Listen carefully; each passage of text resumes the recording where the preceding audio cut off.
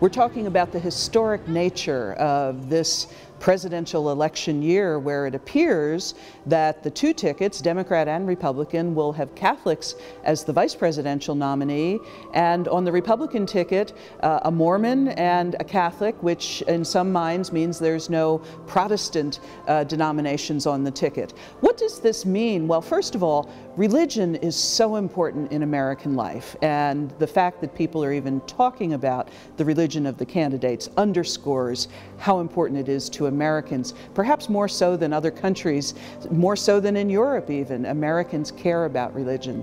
The second thing this will certainly raise is the different views that Catholics have about political issues in our lives. Nothing could be a starker contrast than the way in which Joe Biden interprets his Catholic views and the way in which Paul Ryan interprets his Catholic views. This will be a wonderful day for teaching in our church, because it will give us a chance to teach about all of the issues that are central to Catholic life in America.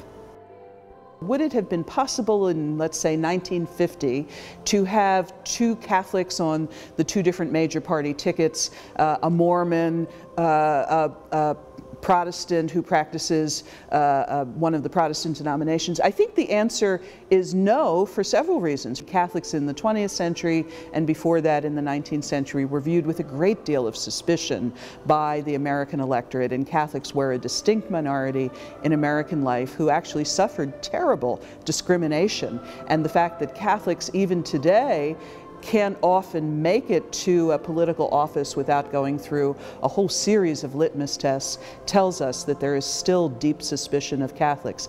If anything, beyond Catholics, Mormons also come under great suspicion. We are, if you will, in a sense a Christian nation, although we're really a very religiously pluralistic nation, but we know the mainstream tends to look with suspicion and even reject people who are not seen as part of the mainstream. That goes for Catholics, less so today, but still, and it certainly would go for Mormons.